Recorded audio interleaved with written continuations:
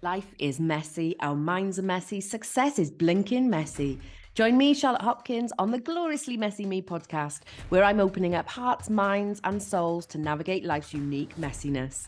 Exploring identity, culture, belonging, and success, I, along with some phenomenal special guests, will be sharing my own experiences, as well as impactful theories and top tips on how I help people unleash their incredible potential to take courageous action and build a life that they love.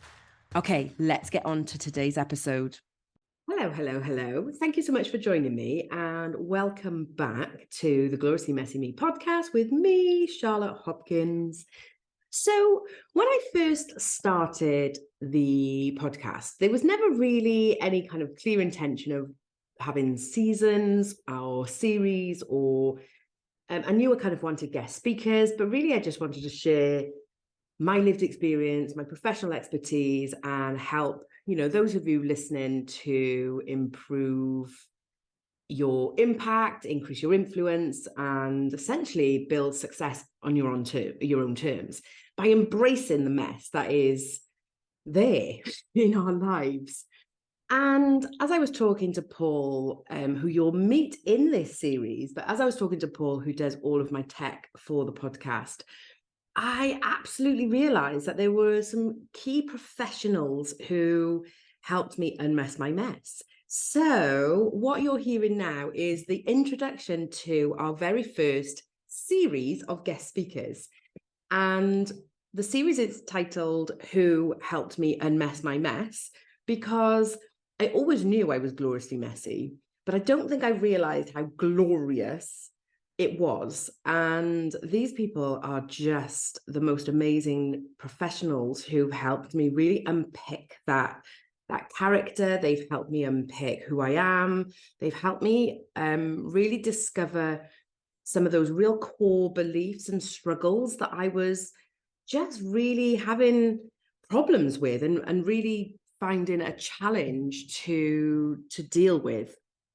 So yeah, that's what I thought I would just share in this episode. And over the next few episodes, you'll get to meet each one of them separately. And there's such a mix of people.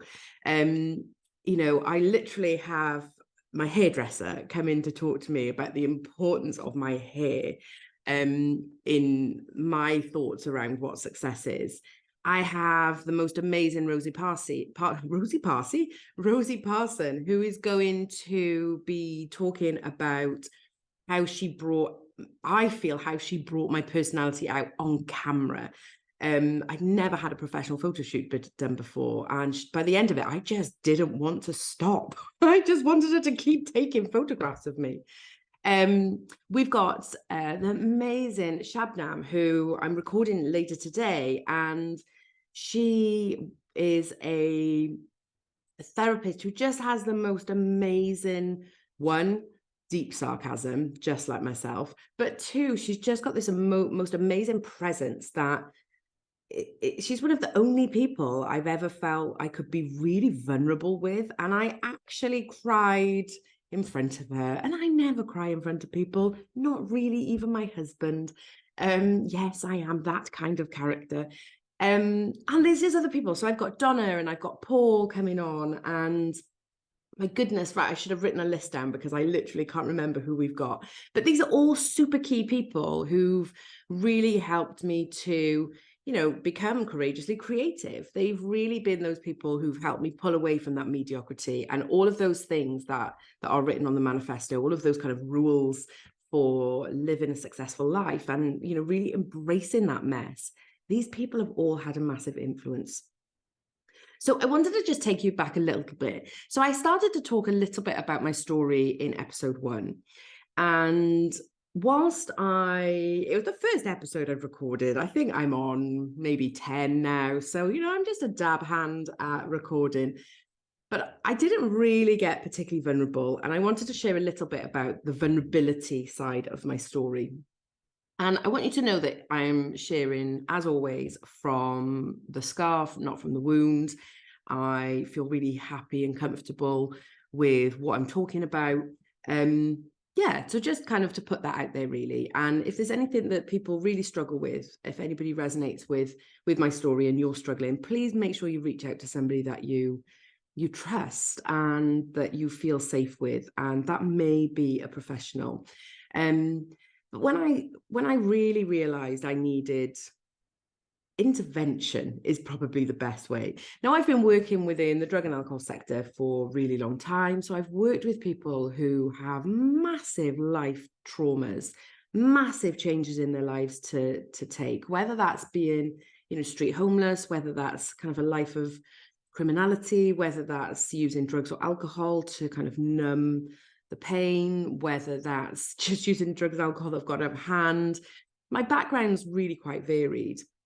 And what that meant was that often when we look at ourselves as professionals within the kind of helping sectors, it's really easy for us to downplay our own expertise, and not only our own expertise, but our own emotions. Because I find that I would often think, why am I moaning? Why am I unhappy? Why am I stressed when I don't have XYZ going on in my life? And, I've worked with lots of people with lots of vulnerabilities and lots of chaos going on in their lives. So it was really easy for me to see firsthand those people who were really struggling, not my struggles, which were, I found quite emotionally challenging, but because I was able to justify that it wasn't as bad as somebody else's life, then I never really acknowledged that. So the first thing I want to really just talk about is the fact that we have to allow ourselves to really acknowledge that sometimes we need help as human beings, and that's okay.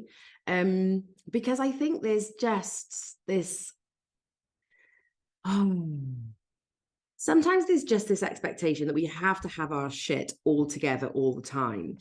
And I really struggle with this mantra because I have been that person.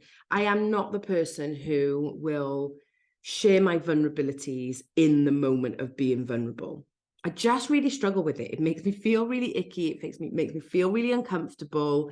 It makes me feel like I'm not doing a good job. And because I have all of this expertise, so I've done training in cognitive behavioral therapy and positive psychology and solution focused therapy and motivational interviewing and coaching and training. I've delivered training to people for a really long time. I've coached people in a really long time. I've been a mentor to people to really help them understand their lived experience. I've done all of this stuff.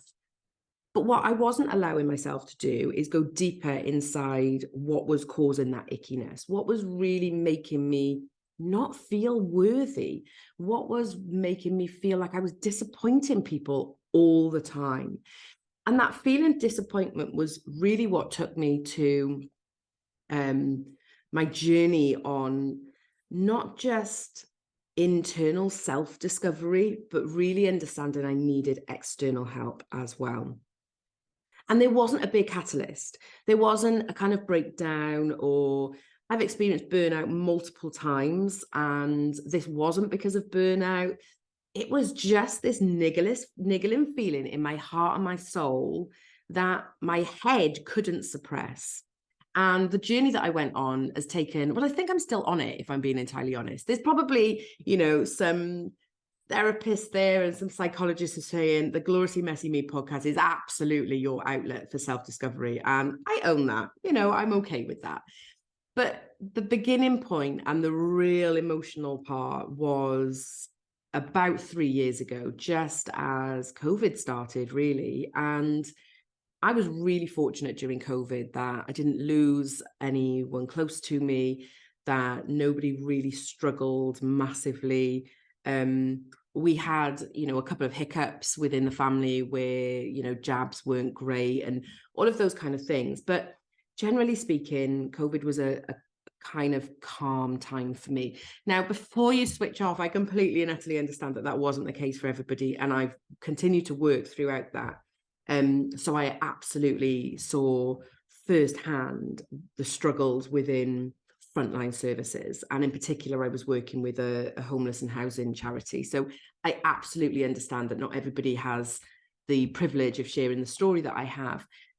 But for me, it was the real turning point. And I've always been a self-development obsessive is probably the word. I am that person who could tell you about human design, about Enneagrams, about personality testing, Myers-Briggs, about, how we've got to find the heart, soul, and the head. There's all of these things that I've dug into in a really deep way. And I like to find the patterns and trends. So I like to really understand who I am as a person. So I've always done it from a young age. The difference was this time is whenever I've done it previously, and tell me if you relate, I would love you to let me know if you relate to this, because when I was looking at the personality tests or when I was looking at that self-development, it was always to find the strengths.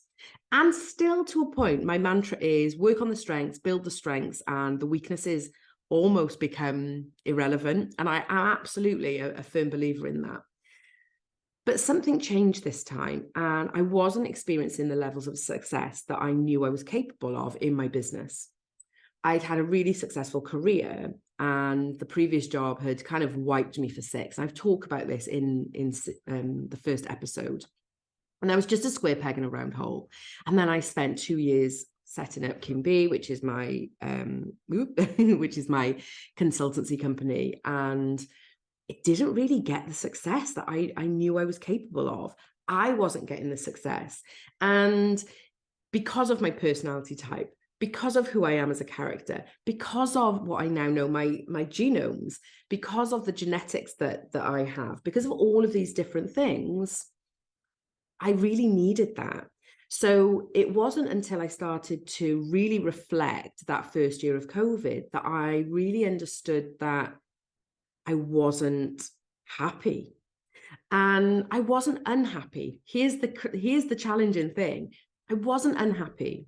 I wasn't depressed. I wasn't suffering from anxiety. But I had this constant feeling that something was wrong. And I am that person who've always been able to talk myself into anything or out of anything.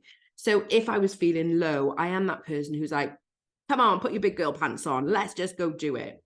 I am that person in an office who says, go on, I'll give it a go. I don't know whether I can do it, but I can give it a try. So failure was something that I'd experienced, but always on my own terms.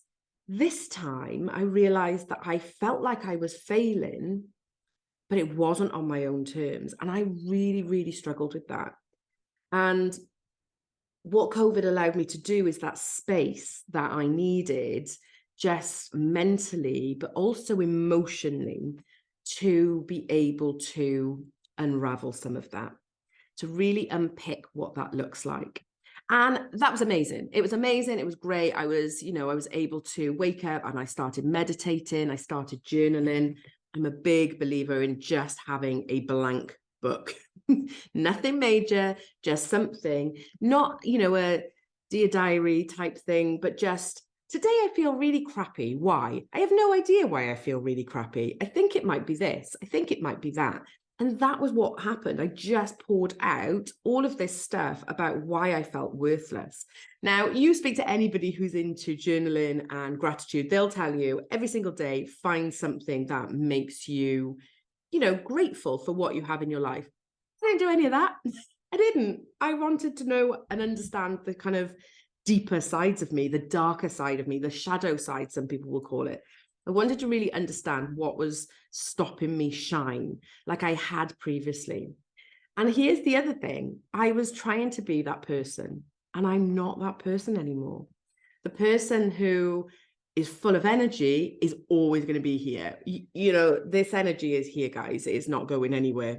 But the energy that was driven on desire to be liked, the energy of people pleasing, the energy of making sure I was the best and I was excellent at all times wasn't serving me anymore. And that I couldn't get to the root of. And that was the first point that I really knew I needed to speak to my first guest. So what you're going to be seeing over or hearing over the next few weeks is my journey on how I went from that point to where I am now. And the last episode was all about, it might not have been the last episode actually, but one of the episodes is all about taking courageous action even when you don't want to, or when it feels fearful. And I talk about the Gloriously Messy Me podcast because this is by far one of the scariest things I've ever done. The vulnerability that I have, which to some of you is probably not even being vulnerable. I'm sure there's probably plenty of you listening and thinking, she just shares her thoughts. What is she on about? To me, the putting myself out there as Charlotte Hopkins, the sharing my kind of mantra with the manifesto, the talking about my experience and my expertise, that all of that feels really scary to me. So I want to share those people who've had a massive influence in helping me get to here. So make sure you keep yourself safe. If any of the story resonates, please make sure you keep yourself safe as you listen to the next couple of weeks and the next series of guest speakers.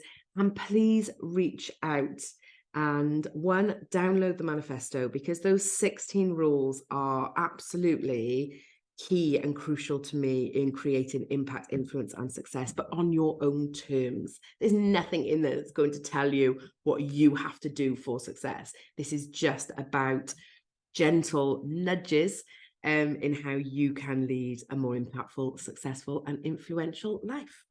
I hope you love the series as much as I have. I know it's just going to be amazing, and I will, look forward to hearing what you think.